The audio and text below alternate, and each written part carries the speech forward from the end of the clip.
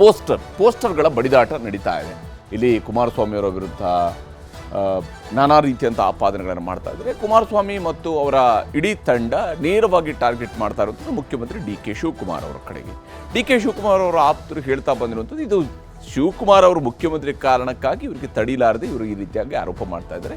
ಆದರೆ ಈ ಇಡೀ ಯೋಜನೆ ಕುಮಾರಸ್ವಾಮಿಯವರ ಕೂಸು ಅಂತೇಳಿ, ಕುಮಾರಸ್ವಾಮಿಯವರು ಕೂಡ ಹೌದು ಅದು ನನ್ನ ಕೂಸು ಅನ್ನೋದನ್ನು ಒಪ್ಕೊಳ್ತಾರೆ. ಆದರೆ ನಾನು ಕೈ ಬಿಟ್ಟಿದ್ದೀನಿ, ಯೋಜನೆಯನ್ನು ಕೈ ಬಿಟ್ಟಿದ್ದೀನಿ, ಆದರೆ ನೀವೀಗ ಶುರು ಮಾಡ್ತಾ ಇರೋದು ಇದು ನಿಮ್ಮದು ಅನ್ನುವಂತಹ ಮಾತುಗಳನ್ನು ಹೇಳ್ತಾರೆ. ಹೀಗೆ ಇಲ್ಲಿ ವೈಯಕ್ತಿಕ ಜಿದ್ದಾಜಿದ್ದಿದೆ, ಸಮರ ಇದೆ, ರಾಜಕೀಯ ಇದೆ, ಜೊತೆಗೆ ರೈತರ ಹೋರಾಟವೂ ಕೂಡ ನಡೀತಾ ಇದೆ. ಅದರ ಬಗ್ಗೆ ವರದಿಯನ್ನು ತೋರಿಸ್ತೀವಿ.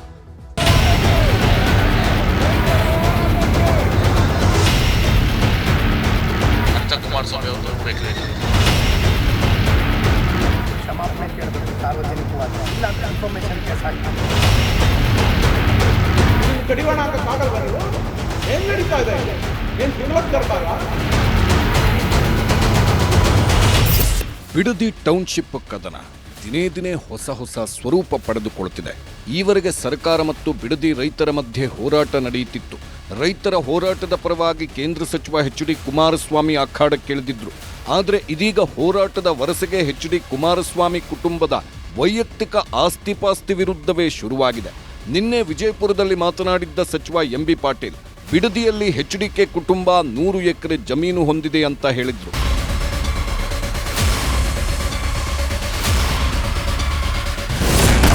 ಬಿಡದಿ ಟೌನ್ಶಿಪ್ನಲ್ಲಿ ಪೋಸ್ಟರ್ ಫೈಟ್, ಕೆರಳಿದ ದಳಪತಿಗಳು ಏಟು ಎದಿರೇಟು. ಸರ್ಕಾರ ಟೌನ್ಶಿಪ್ ಯೋಜನೆ ಕೈಬಿಟ್ರೆ ತಮ್ಮ ಆಸ್ತಿಯನ್ನ ಸಾರ್ವಜನಿಕ ಬಳಕೆಗೆ ಬಿಡೋದಾಗಿ ನಿಖಿಲ್ ಕುಮಾರಸ್ವಾಮಿ ಹೇಳಿದ್ರು.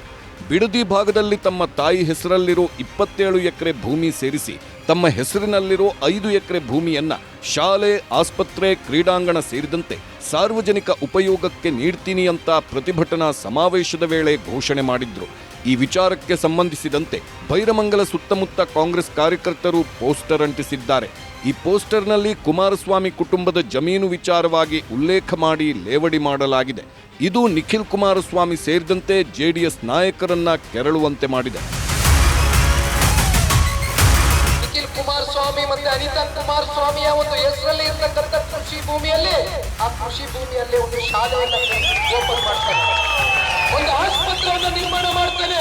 ಅನಿತಾ ಕುಮಾರಸ್ವಾಮಿ ಅವ್ರದ್ದು 100 ಎಕರೆ ಇದೆ ಅಂತ ಗೊತ್ತಿಲ್ಲ ಅಂತ ಅಂದ್ರೆ ನನ್ನ ಹೆಂಡತಿ 100 ಎಕರೆ ತಗೊಂಡ್ರೆ ನನಗೆ ಅಷ್ಟೆಲ್ಲ ಗೊತ್ತಿರಂಗಿಲ್ಲ ಅಂದರೆ ಭಾಳ ಕಷ್ಟ ಬರಲ್ಲ. ಈ ಬಗ್ಗೆ ಎಕ್ಸ್ನಲ್ಲಿ ಪೋಸ್ಟ್ ಮಾಡಿರೋ ನಿಖಿಲ್ ತಾಯಿ ಅನಿತಾ ಕುಮಾರಸ್ವಾಮಿ, ಕಾಂಗ್ರೆಸ್ಸಿಗರು ಇಲ್ಲ ಸಲ್ಲದ ವೈಯಕ್ತಿಕ ವಿಚಾರ ಚರ್ಚಿಸುವ ಕೀಳು ಮಟ್ಟಕ್ಕೆ ಹೋಗಬಾರದು ಅಂತ ತೀಕ್ಷ್ಣವಾಗಿ ಅಸಮಾಧಾನ ಹೊರಹಾಕಿದ್ದಾರೆ. ನನ್ನ ಹೆಸರಲ್ಲಿರೋದು 32 ಎಕರೆ ಜಮೀನು. ಸಚಿವರಾದ ಶ್ರೀ ಎಂ.ಬಿ. ಪಾಟೀಲ್ ಅವರು ಹೇಳಿರುವಂತೆ 100 ಎಕರೆ ಅಲ್ಲ. ರಾಜಕೀಯ ದುರುದ್ದೇಶಕ್ಕಾಗಿ ಮನೆಯವರನ್ನ ಎಳೆದು ತಂದು ಸುಳ್ಳು ಪ್ರಚಾರ ಮಾಡುವುದು ಯಾರಿಗೂ ಶೋಭೆ ತರೋದಿಲ್ಲ. ವೈಯಕ್ತಿಕ ವಿಚಾರಗಳ ಬಗ್ಗೆ ಚರ್ಚಿಸುವ ಕೀಳು ಮಟ್ಟಕ್ಕೆ ಯಾರೂ ಹೋಗಬಾರದು. ಅನಗತ್ಯವಾಗಿ ನನ್ನ ಬಗ್ಗೆ, ನನ್ನ ಕುಟುಂಬದ ಕುರಿತು ಇಲ್ಲ ಸಲ್ಲದ ಆರೋಪ ಮಾಡಿದರೆ ಕಾನೂನು ಮೂಲಕ ಅಂತವರಿಗೆ ಉತ್ತರವನ್ನ ಕೊಡುತ್ತೇನೆ. ಇದರ ಜೊತೆಗೆ ನಿಖಿಲ್ ಕುಮಾರಸ್ವಾಮಿ ಕೂಡ ಕೆರಳಿ ಕೆಂಡವಾಗಿದ್ದಾರೆ. ಎಂ.ಬಿ. ಪಾಟೀಲ್ ಹೇಳಿರುವಂತೆ 100 ಎಕರೆ ಆಸ್ತಿ ಇಲ್ಲ. ಈ ರೀತಿ ಅನಗತ್ಯ ವಿಚಾರಗಳಲ್ಲಿ ನಮ್ಮನ್ನ ಎಳೆದ್ರೆ ಅದಕ್ಕೆ ಕಾನೂನು ಪ್ರಕಾರ ಉತ್ತರ ಕೊಡ್ತೀವಿ ಅಂತ ನಿಖಿಲ್ ಕುಮಾರಸ್ವಾಮಿ ಸೇರಿದಂತೆ ಜೆಡಿಎಸ್ ನಾಯಕರು ಎಚ್ಚರಿಕೆ ಕೊಟ್ಟರು. ಮುಖ್ಯಮಂತ್ರಿಗಳಿಗೆ ಹೇಳ್ತಾ ಇದ್ದೇನೆ, ಇಲ್ಲಿಂದಿಲ್ಲೇ ಪ್ರಾಜೆಕ್ಟ್ ನ ಕೈ ಬಿಡಿ. ನಿಖಿಲ್ ಕುಮಾರಸ್ವಾಮಿ ಮತ್ತೆ ಅನಿತಾ ಕುಮಾರಸ್ವಾಮಿಯ ಒಂದು ಹೆಸರಲ್ಲಿ ಇರ್ತಕ್ಕಂಥ ಕೃಷಿ ಭೂಮಿಯಲ್ಲಿ ಇಲ್ಲಿರ್ತಕ್ಕಂಥ ನಮ್ಮ ಭವಿಷ್ಯದ, ನಮ್ಮ ಭಾರತ ದೇಶದ, ನಮ್ಮ ಕನ್ನಡ ನಾಡಿನ ಭವಿಷ್ಯದ, ನಮ್ಮ ಮಕ್ಕಳ ಭವಿಷ್ಯವನ್ನು ರೂಪಿಸ್ತಕ್ಕಂಥದಕ್ಕೆ ಆ ಕೃಷಿ ಭೂಮಿಯಲ್ಲಿ ಒಂದು ಶಾಲೆಯನ್ನ ಓಪನ್ ಮಾಡ್ತಾನೆ, ಒಂದು ಆಸ್ಪತ್ರೆಯನ್ನು ನಿರ್ಮಾಣ ಮಾಡ್ತಾನೆ. ಯಾರು ₹1 ದುಡ್ಡು ಕೊಡಬೇಡಿ. ಉಚಿತವಾದಂತ ಶಿಕ್ಷಣ ಕೊಡ್ತೇನೆ, ಉಚಿತವಾದಂತ ಆರೋಗ್ಯ ಸೇವೆಯನ್ನ ಕೊಡ್ತೇವೆ. ರಾಜಕೀಯ ನಿಲುವು ಸುಮ್ಮನೆ ಡಿ ಕೆ ಶಿವಕುಮಾರ್ ಮಾಡ್ತಾ ಇದ್ದಾರೆ ಅಂತೇಳಿ ಮುಖ್ಯಮಂತ್ರಿಗಳು, ಅದು ತಮ್ಮ ಜಿದ್ದಾಜಿದ್ದಿ ವೈಯಕ್ತಿಕ ದ್ವೇಷ. ಇದು ಮತ್ತು ಇನ್ನೊಂದು ಮಾಹಿತಿ ಹೊರಗೆ ಬಂದಿದೆಯಲ್ಲ, ಅನಿತಾ ಕುಮಾರಸ್ವಾಮಿ ಅವ್ರದ್ದು 100 ಎಕರೆ ಇದೆ ಅಂತೇಳಿ ಗೊತ್ತಿಲ್ಲ ಅಂತಂದರೆ, ನನ್ನ ಹೆಂಡತಿ 100 ಎಕರೆ ತೊಗೊಂಡ್ರೆ ನನಗೆ ಅದು ಅಷ್ಟೆಲ್ಲ ಗೊತ್ತಿರಂಗಿಲ್ಲ ಅಂದರೆ ಭಾಳ ಕಷ್ಟಪ್ಪ. ಇದು ನಮ್ಮ ಮನೆಗಂತೂ ಭಾಳ ಡಿಫಿಕಲ್ಟ್ ಅದ. ಅವ್ರ ಮನೇಲಿ ಏನಿದೆ ವೈಯಕ್ತಿಕ ನಾನು ಮಾತಾಡೋಕ್ಕೆ ಹೋಗೋದಿಲ್ಲ ಏನ್ರಿ. ಬಟ್ ಇದೆಲ್ಲನೂ ಅವರಿಂದ ಪ್ರಾರಂಭ ಆಗಿದ್ದು, ಸುಮ್ಮನೆ ರಾಜಕೀಯ ಬರೆಸ್ತಾ ಇದ್ದಾರೆ. ಎಂ ಬಿ ಪಾಟೀಲು ಆ ಮನುಷ್ಯ ವಿದ್ಯಾವಂತ ಅಂತ ಅಂದ್ಕೊಂಡಿದ್ದೆ, ಸಂಭಾವಿತ ಅಂತ ಅಂದ್ಕೊಂಡಿದ್ದೆ. ಆದರೆ ಆತ ಮಾತಾಡಿರುವಂಥ ಮಾತುಗಳಿದೆಯಲ್ಲ, ಯಾವ ಡೀಟೇಲ್ಸ್ನ ಕಲೆಕ್ಟ್ ಮಾಡ್ಕೊಂಡು ಮಾತಾಡಬೇಕಾಗಿರ್ತಕ್ಕಂಥ ಮಂತ್ರಿಗಳು 100 ಎಕರೆ ಜಾಗ ಐತೆ ಅಂತಾರಲ್ಲ ಆ ಪ್ರದೇಶದಲ್ಲಿ, ಎಂ ಬಿ ಪಾಟೀಲ್ರು ಅದನ್ನೇನಾರು ಸಾಬೀತು ಮಾಡಿಬಿಟ್ರೆ ನಾವು ತಲೆಬಾಗ್ಬಿಡ್ತೀವಿ. ಇಲ್ಲ ಅಂದರೆ ಎಂ ಬಿ ಪಾಟೀಲ್ರು ಅವ್ರು ಕೊಟ್ಟಿರೋಂಥ ಹೇಳಿಕೆಗೆ ಇವತ್ತು ಕ್ಷಮಾಪಣೆ ಕೇಳಬೇಕು ಸಾರ್ವಜನಿಕವಾಗಿ, ಇಲ್ಲ ಅಂದರೆ ಡಿಫಾಮೇಷನ್ ಕೇಸ್ ಹಾಕ್ತೀವಿ. ಇನ್ನು ಮತ್ತೊಂದೆಡೆ ಮಾಗಡಿ ಮಾಜಿ ಶಾಸಕ ಎ ಮಂಜುನಾಥ್ ಕೂಡ ಪೋಸ್ಟರ್ ಹಾಗೂ ಸಚಿವ ಎಂ ಬಿ ಪಾಟೀಲ್ ಮಾತಿನ ವಿರುದ್ಧ ಗುಡುಗಿದ್ದಾರೆ. ನಾನು ಎಂ ಬಿ ಪಾಟೀಲ್ ಸಾಹೇಬ್ರೆ, ಪಾಪ ಯಾರೋ ಈ ಪೋಲಿ ಪಕ್ಕಾಲಿಗಳು ಮಾತಾಡಿದ್ರು ಅಂತ ನೀವ್ಯಾಕೆ ನಿಂಬಾಯಿನ ಹೊಲ್ಸ್ ಮಾಡ್ಕತ್ತೀರಿ? ನಿಂಬಾಯ ಹೊಲ್ಸ್ ಮಾಡ್ಕೊತಾ ಇದ್ದೀರಿ ಸ್ವಾಮಿ? ಇವ್ರ್ಯಾರೋ ಪೋಲಿ ಪಕ್ಕಾಲಿಗಳು ಹೇಳ್ತಾರೆ, ಆದಿ ಬೀದಿಲಿ ಹೇಳ್ತಾರೆ ಅಂತ. ಸರ್ಕಾರಕ್ಕೆ DC ಕಚೇರಿ ಮುಂದೆ ಅಂಟಿಸ್ತೀವಿ, SP ಕಚೇರಿ ಮುಂದೆ ಅಂಟಿಸ್ತೀವಿ. ಅದೇನ್ ಕಾನೂನು ತಗೋತಿರೋ ಅದೆಲ್ಲಿ ನಮ್ ಜೈಲ್ಗೆ ಹಾಕ್ತಿರೋ ಹಾಕಿ, ನೀವು ಯಾವ ಕೇಸ್ ಹಾಕ್ತಿರೋ. ಇದನ್ನು ಕಡಿವಾಣ ಹಾಕಕ್ಕಾಗಲ್ವಾ ನೀವು? ನಾವು ಡೇ 1 ಪೊಲೀಸ್ ಕಂಪ್ಲೇಂಟ್ ಕೊಟ್ಟಿಲ್ವಾ? ಏನ್ ನಡೀತಾ ಇದೆ ಇಲ್ಲಿ? ಏನ್ ತುಘಲಕ್ ದರ್ಬಾರ? ಇನ್ನು ಜೆಡಿಎಸ್ ನಾಯಕರು ಕೆರಳಿ ಕೆಂಡವಾಗ್ತಿದ್ದಂತೆ ಸಚಿವ ಎಂ ಬಿ ಪಾಟೀಲ್ ಪ್ರತಿಕ್ರಿಯಿಸಿದ್ದಾರೆ. ಬಿಡದಿಯಲ್ಲಿ ನನ್ನ ಪತ್ನಿ ಜಮೀನಿದೆ ಎಂದು ಕುಮಾರಸ್ವಾಮಿ ಅವರೇ ಈ ಹಿಂದೆ ಹೇಳಿದ್ದರು. ಅನಿತಾ ಕುಮಾರಸ್ವಾಮಿ ಅವರ ಜಮೀನು ಇಲ್ಲದಿದ್ದರೆ ಸ್ಪಷ್ಟೀಕರಣ ನೀಡಬೇಕಿತ್ತು. ಅನಿತಾ ಕುಮಾರಸ್ವಾಮಿ ಅವರ ಮೇಲೆ ನನಗೆ ವೈಯಕ್ತಿಕ ದ್ವೇಷವಿಲ್ಲ.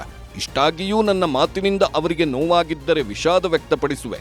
ಆದರೆ ಕುಮಾರಸ್ವಾಮಿ ಮಾತ್ರ ಬಿಡದಿ ವಿಚಾರದಲ್ಲಿ ರಾಜಕೀಯ ಮಾಡುತ್ತಿರೋದು ಸತ್ಯ ಅಂತ ಸಮಾಧಾನ ಹೇಳುತ್ತಲೇ ಕುಟುಕಿದ್ರು. ನಾನೇನು ವೈಯಕ್ತಿಕವಾಗಿ ಯಾರಿಗೆ ನಾನು ದ್ವೇಷ ಮಾಡುವಂಥ ಪ್ರಶ್ನೆ ಬರೋದು, ಅದರಾಗಿ ಹೆಣ್ಮಕ್ಳಿಗೆ ವಿಶೇಷವಾಗಿ ತುಂಬ ಸಹ ಅಂತ ಕುಮಾರಸ್ವಾಮಿ ಅವ್ರ ಭೂಮಿ ನಂದಿಲ್ಲ ಇಲ್ಲಿ ಅಂತಂದ್ರೆ ಮುಗಿದೋಗ್ತದೆ. There ends the matter. ಹಿಂದೆ ಅದು ನನಗೆ ಗೊತ್ತಿಲ್ಲ, ಹಿಂದೆ ಅದು ಮಾಧ್ಯಮದಲ್ಲಿ ಬಂದಿತ್ತು. ಮಾಧ್ಯಮದಲ್ಲಿ ಬಂದು ಕುಮಾರಸ್ವಾಮಿ ಅವರು ನನಗೆ ಗೊತ್ತಿಲ್ಲ, ನಮ್ಮ ಧರ್ಮಪತ್ನಿಯವ್ರದ್ದು ಲ್ಯಾಂಡ್ ತೊಗೊಂಡಿದ್ದಾರೆ ಬಿಟ್ಟಿದ್ದಾರೆ ನನಗೆ ಗೊತ್ತಿಲ್ಲ ಅಂತ ಹೇಳಿದರು. ಹಾಗಾಗಿ ನಾನು ಆ ವಿಚಾರವನ್ನು ಇವತ್ತೊಂದು ಎತ್ತಿದ್ದೇವೆ. ಹಾಗೇನಾದರೂ ಇಷ್ಟಕ್ಕೂ ಕೂಡ ಅವ್ರ ಜಮೀನಿಗೆ ಇರ್ದಿದ್ರೆ, ಅವ್ರ ಮನಸ್ಸಿಗೆ ನೋವಾಗಿದ್ದರೆ ವಿಷಾದ ವ್ಯಕ್ತಪಡಿಸ್ತೀವಿ. ಅದಕ್ಕೆ 20 ವರ್ಷದಿಂದ ನಡ್ಕೊಂಡು ಬಂದಿದೆ. 20 ವರ್ಷದಲ್ಲಿ ಎಲ್ಲ ರಾಜಕೀಯ ಪಕ್ಷಗಳು, ಕಾಂಗ್ರೆಸ್ಸು, ಜನತಾದಳ, BJP ಎಲ್ಲರೂ ಕೂಡ ಇವತ್ತೊಂದು ದಿವಸ ಅದರಲ್ಲಿ ಆಡಳಿತದಾಗಿದ್ದರು. ಅದನ್ನು ಪ್ರಾರಂಭ ಮಾಡಿದ್ದೇ ಇವತ್ತೊಂದು ದಿವಸ 2006ರಲ್ಲಿ SD ಕುಮಾರಸ್ವಾಮಿ ಅವರು ಬಿಡದಿ ಟೌನ್ಶಿಪ್ ಸಲುವಾಗಿ.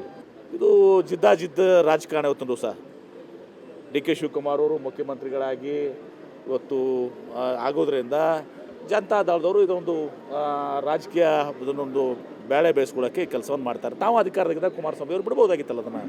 ನೋಡಿ ಅಂಥದ್ದು ಎಲ್ಲವೂ ಕೂಡ ಇಲ್ಲ ಇವತ್ತು ದಿವಸ. ಅಂದರೆ 2006ದಾಗ ಕುಮಾರಸ್ವಾಮಿ ಮಾಡಿದಾಗ ರಿಯಲ್ ಎಸ್ಟೇಟ್ ಅದೇನಾಗಿತ್ತಾ? ಮತ್ತೊಂದೆಡೆ ಬಿಡದಿ ಟೌನ್ಶಿಪ್ ವಿಚಾರದಲ್ಲಿ HDK DK ಶಿವಕುಮಾರ್ ಬಹಿರಂಗ ಚರ್ಚೆ ವಿಚಾರ ಇಂದೂ ಕೂಡ ಮುಂದುವರೆದಿದೆ. ವಿಧಾನಸೌಧದ 4 ಗೋಡೆಯ ಮಧ್ಯೆ ಚರ್ಚೆ ಅಗತ್ಯವಿಲ್ಲ. ಈ ಹಿಂದೆ ಸಾತನೂರಿನಲ್ಲಿ DK ಶಿವಕುಮಾರ್ ಎದುರು HD ಕುಮಾರಸ್ವಾಮಿ ಬಹಿರಂಗ ಚರ್ಚೆಯಲ್ಲಿ ಭಾಗಿಯಾಗಿದ್ರು.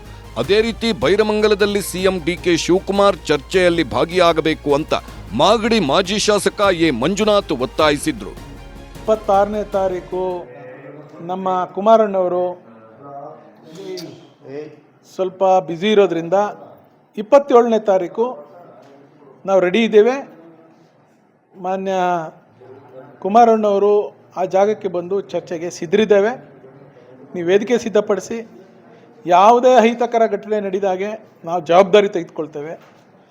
ಒಂದು ಕ್ಲೋಸ್ ಡೋರು ವೇದಿಕೆ ಆಗಲಿ. ಮತ್ತೊಂದೆಡೆ ಇಂದು ಕೂಡ ಬಿಡದಿಯಲ್ಲಿ ರೈತರ ಹೋರಾಟ ಮುಂದುವರೆದಿತ್ತು. ಉತ್ತರ ಕರ್ನಾಟಕದಿಂದ ಆಗಮಿಸಿದ್ದ ನೂರಾರು ರೈತರು ಬಿಡದಿ ರೈತರಿಗೆ ಬೆಂಬಲ ಸೂಚಿಸಿ ಯೋಜನೆ ಕೈಬಿಡಬೇಕು ಅಂತ ಒತ್ತಾಯಿಸಿದ್ರು. ಇವತ್ತೇನು ಬಿಡದಿ ರೈತರು ಏನು ಸಂಕಷ್ಟವನ್ನು ಪಡ್ತಾ ಇದ್ದಾರೆ, ರಾಜ್ಯ ಸರ್ಕಾರದ ಸನ್ಮಾನ್ಯ ಶ್ರೀ DK ಶಿವಕುಮಾರ್ ಅವರ ನೇತೃತ್ವದಲ್ಲಿ ಒಂದು ಯೋಜನೆಯನ್ನು ತರಲಿಕ್ಕೆ ಹೊರಟಿದ್ದಾರೆ. ನಾನು ಅವ್ರಿಗೆ ವಿನಂತಿ ಮಾಡಿಕೊಡ್ತೀನಿ, ನೀವೇನು ಟೌನ್ಶಿಪ್ ಮಾಡ್ತಾ ಇದ್ದೀರಲ್ಲ ಇದು ಸಾಧ್ಯ ಆಗೋದಿಲ್ಲ. ಯಾಕಂತಂದ್ರೆ 31 ಜಿಲ್ಲೆಗಳ ರೈತರು ಇವತ್ತು ಜಾಗೃತರಾಗಿದ್ದಾರೆ. ಎಲ್ಲ ಸಂಘಟನೆ ರೈತರು ಒಕ್ಕಟ್ಟಾಗಿದ್ದಾರೆ. ರಾಮನಗರದ ಐಜೂರು ಸರ್ಕಲ್ನಲ್ಲಿ ಕನ್ನಡಪರ ಹೋರಾಟಗಾರ ವಾಟಾಳ್ ನಾಗರಾಜ್ ನೇತೃತ್ವದಲ್ಲಿ ಪ್ರತಿಭಟನೆ ನಡೆಸಿ ಯೋಜನೆ ಕೈಬಿಡುವಂತೆ ಆಗ್ರಹಿಸಿದ್ರು. ಸರ್ಕಾರ ನಿಮ್ಮ ಕೈಲಿದೆ, ಈ ಕಡೆ JDSನವರು ನೀವು. ಈಗ ಇದರ ಹಿನ್ನೆಲೆ ಏನು ಭಾಳ ಪ್ರಮುಖವಾಗಿ ತೀರ್ಮಾನ ಆಗಬೇಕು. ಗಂಭೀರವಾಗಿ ನೀವು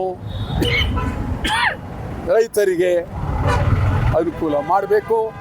ನಾವಂತೂ ಉಪನಗರ ಬೇಡವೇ ಬೇಡ, ಯಾವ ಕಾಲಕ್ಕೂ ಬೇಡ, ಏನೇ ಆದರೂ ಬೇಡ, ಜೈಲಿಗೆ ಹೋದರೂ ಬೇಡ, ಯಾವ ಕಾರಣಕ್ಕೂ ಬೇಡ. ಒಟ್ಟಾರೆ ಬಿಡದಿ ಹೋರಾಟ ದಿನೇ ದಿನೇ ಕಾವು ಪಡೆದುಕೊಳ್ಳುತ್ತಲೇ ಇದೆ. ಮತ್ತೊಂದೆಡೆ ಸರ್ಕಾರ ಕೂಡ ತಮ್ಮ ಕೆಲಸ ಮುಂದುವರಿಸಿದ್ದು, ಸರ್ಕಾರ ಮುಂದೇನು ಮಾಡುತ್ತೆ ಅನ್ನೋದು ಕುತೂಹಲ ಹೆಚ್ಚಿಸಿದೆ. Bureau report, news 18.